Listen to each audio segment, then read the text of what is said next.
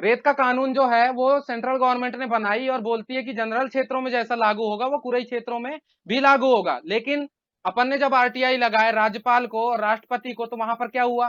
राज्यपाल ने तो बोल दिया राष्ट्रपति ने कि नहीं, मैंने तो ऐसी कोई अधिसूचना तुमको नहीं दिया, और तुमको देना है तो दे दो। लेकिन वहां पर एक एग्जाम्पल अपन लोगों ने देखे कि भाई यहाँ पर सही में अगर इन लोगों ने नहीं दिए हैं, और नहीं दिए हैं का इसका मतलब ये है कि यहाँ पर उसको जो है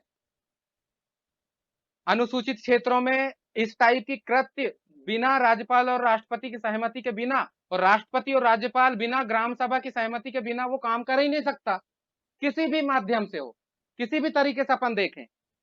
अब उसमें ये जैसे देखा जाएगा तो नौकरी भी हुआ, किसी का जमीन अधिग्रहण हुआ, या किसी खदान के पट्टे देने हुआ, या फिर तालाब का पट्टा देना हुआ, या फिर जंगल का पट्टा देना हुआ, ये सारे चीजें। अब वो परते जी ने मेरे को पिछले दिन भेजे थे, एक दो दिन पहले, कि ये बोल करके कि नहीं भाई अब तो जंगल भी प्राइवेट हो जाएगा। अरे आप लोगों ने भाई रेलवे प्राइवेट कर दिए, आप लोगों ने इलेक्ट्रिसिटी प्राइवेट कर दिए, आप लोगों ने पूरी गवर्नमेंट की नौकरियों को प्राइवेट कर दिए, यहाँ तक कि सारे चीजों को प्राइवेट कर दिए, एक एक चीज से हवाई अड्डा तक बेच दिए।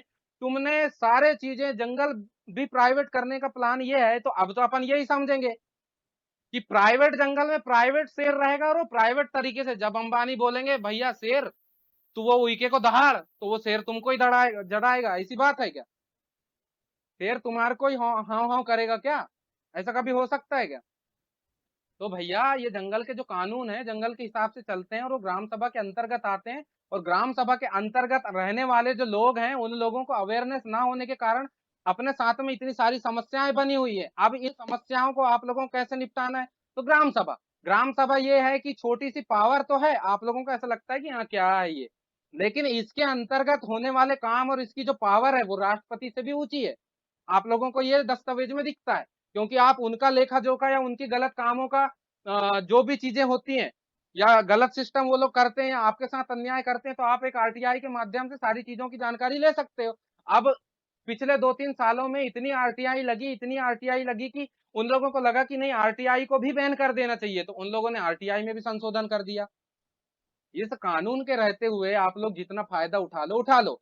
आज जो भी लड़का या जो भी लोग इस अनुसूचित जनजाति के कास्ट का सर्टिफिकेट का फायदा उठा करके नौकरियों में लग गए, या जो बच्चे बोल रहे हैं कि मैं बड़ा होकर के या पढ़ लिख करके या समाज में ध्यान ना दे करके मैं सीधे सीधे अपनी जॉब की तैयारी करता हूं, और जॉब में जाकर के बढ़िया से अपनी लाइफ सेटल कर लूंगा, बढ़िया शादी करूंगा और अपने बाल बच्चे पालूंगा। अब उनको जॉब कहाँ मिल रही है? अब कहाँ जाओगे? अब तो ये है कि टाटा के बच्चे, अंबानी के बच्चे, जितने भी कॉर्पोरेट लोग हैं, जो अमीर अमीर लोग हैं, उनके बच्चे एमबीए करेंगे, बड़ी बड़ी आईआईटी एनआईटी से इंजीनियरिंग करेंगे, वहां से एमबीबीएस करके आएंगे, एमएफ करके आएंगे, एआई करके आएंगे, यूपीएससी करके आएंगे, ये सब करके आएंगे। उनको तो तुम्हारे साथ जैसे समस्या नहीं है, एजुकेशन पॉलिसी भी बदल चुकी है और उन लोगों के लिए प्राइवेट सेक्टर में लागू भी हो चुकी। अब आप लोगों को समझना पड़ेगा कि आज अपन इस मीटिंग में भी अच्छे से इसका उपयोग नहीं कर पा रहे हैं, तो आप अब ये समझ लो कि कोडिंग डिकोडिंग कैसे सीखेंगे, एप्लीकेशन बनाना कैसे सीखेंगे। अब उनके बच्चे गवर्नमेंट उसमें तो जा नहीं सकते, प्राइवेट सेक्टर में जाएंगे, तो प्राइवेट सेक्टर में जब जाएंगे तो वो क्या करेंगे? चलो यार पूरा ही चलते हैं, बोले वहां तो ऐसे ही लोग रहते हैं, अपनी जमीन को जमीन नहीं समझते, 2-4-5 हजार रुपए दे देते हैं तो जमीन भी दे देते हैं लीज में ये लोग, तो वहां जाकर के अपन पावर प्लांट खोल लेते हैं, फलाना अहरवाल डहलवाल के नाम पर पे जो है एक दुकान खोल लेते हैं वहीं पर। एक 2-4 साल दुकान में ऐसे किसी के नाम पे रहेगी, उसके बाद में क्या है, अपनी गवर्नमेंट अपना व्यक्ति जीता लेंगे अपन, और उसके बाद में जो है रजिस्ट्रेशन अपने नाम पे, रजिस्ट्री अपने नाम पे। अगर नहीं मानेगा तो साले की बेटी हथिया लूंगा मैं, बेटी से शादी कर लूंगा। अगर उससे भी नहीं माना तो बाप को मार दूंगा, माँ को मार दूंगा, बेटी को हथिया लूंगा, उसको भी 1-2 साल रखूंगा और उसको भी मार दूंगा, जमीन मेरी। बच्चे तो वही कर रहे हैं दूसरों के आके, ब्रांडेड एकदम दिमाग वाले बच्चे, सुंदर चमकदार अच्छी गोड़ी चमड़ी वाले बच्चे।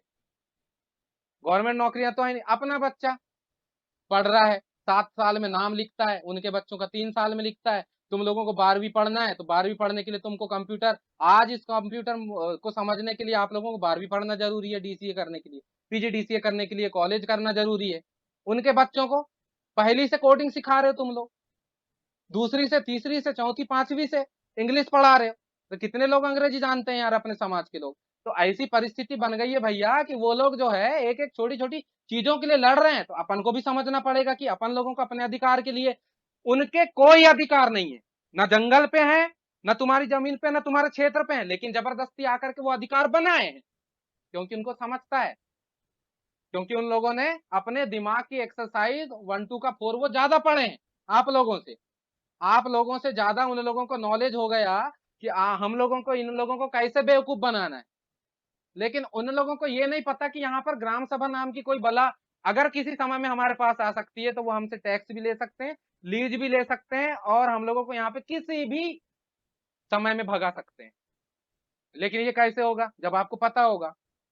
अरे अपने समाज में इतने ब्रिलियंट लोग हैं जो कि मास्टर बाबू चपरासी की नौकरी करने के लिए जो है गवर्नमेंट के यहाँ धक्का दे रहे हैं, और वहां नौकरी लग भी जाती है तो साला 60 लाख, वो 1 लाख 1.5 लाख रुपए भरो तब जाके वहां अप्रूवल मिलता है। 2 3 साल की नौकरी का तनख्वाह दो उनको, आधा तनख्वाह, तब जाके उनको चपरासी बाबू नौकरी बनाते हैं वो। तो ये स्थिति है तुम्हारे क्षेत्र में, तुम्हारे साथ में ये स्थिति है। दूसरा व्यक्ति आकर यहाँ पर, अरे वो तहसीलदार की क्या औकात है यार, बताओ वहां पर कलेक्टर की क्या औकात है, बताओ कलेक्टर क्या होता है? अरे कलेक्टर को पहले के जमाने में क्या बोलते थे मालूम? तो कैशियर होता था ना। ये कलेक्टर का मतलब ये होता है, कलेक्टर का हिंदी हिंदी अनुवाद करो, कलेक्ट करने वाला, संचय करने वाला। वो क्या होता है कि अंग्रेजों ने रख दिया एक आदमी को कि भाई तू इस गांव का कलेक्टर रहेगा। कलेक्टर का मतलब यहाँ यहाँ से कर वसूलेगा। अरे अंग्रेज तो चले गए, अब कर वसूलने वाली बात तो छोड़ दो तुम, और कलेक्टर को अपने ऊपर लाके बैठा दिए, इसलिए कलेक्टर्स की पावर अपने ऊपर में काम नहीं करती। राज्यपाल और राष्ट्रपति ये संविधान में अमेंडमेंट इसी वजह से है। तो आप लोगों को ये समझना पड़ेगा कि हमको कानूनी ज्ञान होना कितना ज्यादा आवश्यक है अपनी जमीन बचाने के लिए, अपनी संस्कृति, अपने अधिकार बचाने के लिए, अपनी बहू बेटियों को बचाने के लिए। अगर ये नॉलेज नहीं रहेगा और तुम अपने रास्ते नहीं चल के दूसरों के रास्ते चलोगे, संगठन बनाओगे, उनके लिए नारे लगाओगे, उनके बाप का नारा लगाओगे, उनके नाम उनकी रैलियों में शामिल होगे, तो भैया अपना कुछ नहीं हो पाएगा। इसके बजाय अपन को मरना गांव में, अपन को खाना गांव में, अपन को जीना गांव में, अपने को सारी चीज गांव में करना है। आज इस कोरोना काल में, इस पेंडेमिक के दौरान पूरा देश, अपना भारत देश, यहाँ तक कि पूरा विश्व गांवों पे डिपेंड है, एग्रीकल्चर पे डिपेंड है, खेती पे डिपेंड है। और खेती कहाँ होती है यार?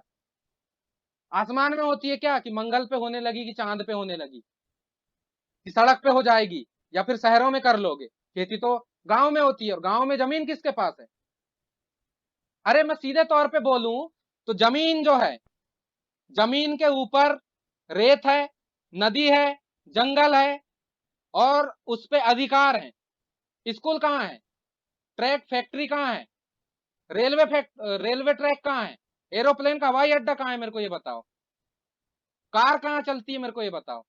हवा में तो उड़ते नहीं है सब, कि हवाई में रहते हैं हमेशा। रहते तो जमीन में है ना। और जमीन किसके पास है? आदिवासियों के पास। तो सबसे ज्यादा अमीर, सबसे ज्यादा स्टेबल और सबसे ज्यादा पावरफुल व्यक्ति कौन है?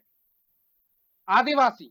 लेकिन इनको अपने अधिकारों की सही जानकारी ना होने के कारण ये समस्या है मेरे भाइयों, कि अपन लोगों को इस जमीन की कोई वैल्यू नहीं पता, अपने अधिकारों की कोई वैल्यू नहीं पता। अपन जो लड़ाई लड़ते हैं, नारे लगाते हैं, ज्ञापन देते हैं, इसका कोई अस्तित्व नहीं है, वो तो रद्दी की टोकरी में फेंक देते हैं। हाँ छुट्टी है अभी तो बढ़िया छुट्टी मनाओ, कोरोना काल में कोई सिस्टम नहीं है। आज से अभी यहां से जाने के बाद कितने लोग ये पता करेंगे कि बिरजू भाई कौन था, उसके नाम पे कितना पैसा आता है? कितने लोग ये पता करेंगे कि वाकई में 275 एक वाली जो 15 करोड़ रुपए की बात सालाना वाली थी, वो सही थी कि गलत थी? कितने लोग पता करेंगे कि वाकई जो है वो ग्राम सभा की पावर क्या होती है, वन अधिकार अधिनियम के तहत आप लोगों को क्या क्या पावर दिए गए हैं? कितने लोग पता करेंगे कि वाकई में क्या अपन को खदानें मिल सकती हैं रेत की? कितने लोग पता करेंगे कि जंगल में क्या क्या अधिकार हैं? कितने लोग पता करेंगे कि क्या तालाबों में हमारे क्या क्या अधिकार हैं? अब इसमें किसी को लीडर बनाने की कोई जरूरत नहीं पड़ना चाहिए, और ना ही किसी व्यक्ति को ये सब पूछने की जरूरत पड़ना चाहिए। दस्तावेज है, आप भी पढ़ सकते हो। आप ही को नहीं पता, बाकी तो कलेक्टर भी बनता है, कमिश्नर भी बनता है, तहसीलदार भी बनता है, एक फुल पटवारी भी बनता है, तो उसको भी पता है, वो पढ़ के बनता है। ये तो वो तो ये टेस्ट करते हैं कि आपको पता है कि नहीं पता। आप मांग कर रहे हो, 2 4 बार मजाक करेगा, लेकिन वो भी जब देखेगा कि हाँ यार इरकना तो अधिकार आइंदा तो नाखून तो सियाना पड़े यार, तो ये बात रहती है। अब ये व्यक्ति मांगते ही नहीं है, सवाल ही नहीं करते, पूछते ही नहीं है। हाँ, कौन जाएगा रे खेत, जाओ साला, कहाँ वहां पार बांधना है अपन को। तो मेरे भाई, आप अगर ये जानकारी 1 मिनट में एक आरटीआई के माध्यम से अगर पता करते हो, कानूनी दस्तावेज होता है वो, किसी के भी नाम से फ्री में लग जाता है। सिर्फ आप लोगों को सिर्फ एक का फोटो कॉपी का पैसा लगता है, पोस्ट करना है तो पोस्ट कर दो, या फिर जा करके खुद से अपने हाथों हाथ जा करके उसकी रसीद ले लो कि हाँ मैंने ये दस्तावेज लगाया। 2-4 दिन के 30 दिन के अंदर उसका जवाब आना रहता है, वो जवाब आ जाएगा। और जवाब आने के बाद में आपको क्लियर हो जाएगा कि तुरई क्षेत्र के अंदर या फिर जहां जहां भी आप लोग जुड़े हुए हैं, जहां जहां से भी, उन क्षेत्रों में क्या क्या समस्याएं हैं, और उन समस्याओं के हिसाब से आप आरटीआई लगाएं और वो सही है या गलत है। ये पुरानी प्रोसेस थी, ये काम अपन लोगों ने किए भी हैं, सक्सेस भी रहे हैं, लेकिन इसको कंटिन्यू रखना। दो चीजें होती हैं, एक चीज इस समस्याओं को समझ करके समस्याओं का समाधान समझना और उसको काम करना, और उस समस्या को खत्म करके खत्म कर देना। लेकिन उस समस्या को खत्म बनाए रखना, वो समस्या हमारे साथ दोबारा नहीं होगी, ये बात बनाए रखना आप लोगों को आना चाहिए। अब ये है कि राजा बनना, बहुत होड़ है मेरे अंदर कि मैं राजा बनूंगा, मैं राजा बनूंगा, बहुत ताकत लगा रहा हूं, मैं राजा बनूंगा, राजा बनूंगा। राजा तो बन गया, लेकिन राजा बनने के बाद राजा बने रहने की जो प्रक्रिया होती है, उस प्रक्रिया को मेंटेन नहीं करता अपना समाज।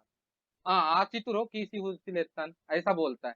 एक बार हो जाने के बाद, जब एक बार होता है वो हमेशा हो सकता है, और उस चीज को छोड़ना नहीं चाहिए। और वो जो छोड़ देता है, वो व्यक्ति फिर कभी उन लोगों को, जैसे दूसरा व्यक्तियों के पास में कोई अधिकार नहीं है, लेकिन वो एक बार कब्जा कर लेता तो छोड़ देता है क्या?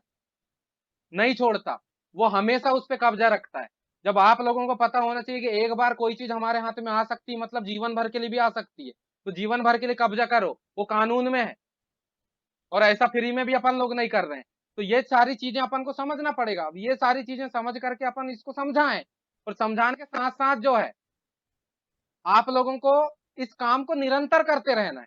अब उसमें यह था कि इस चीज को आगे बढ़ाने के लिए और आगे चलने के लिए जो है, आप लोग एक एक व्यक्ति को, जैसे मैंने समझाया, आप लोग एक को व्यक्ति को समझाओगे, ऐसा ही नहीं तो तू बोलना तेरे नाम से प्रैक्टिकली एक आरटीआई लगा के देख ले कि अनुसूचित क्षेत्र कुरई है कि नहीं है, उस पर ये अधिकार लागू है कि नहीं। आप तो ये पूछ लेना कि अनुसूचित क्षेत्र में जो वहाँ जो बैंक है, महाराष्ट्र बैंक, वो महाराष्ट्र बैंक यहाँ वैलिड है कि इनवैलिड है, सिर्फ इतना पूछ लेना।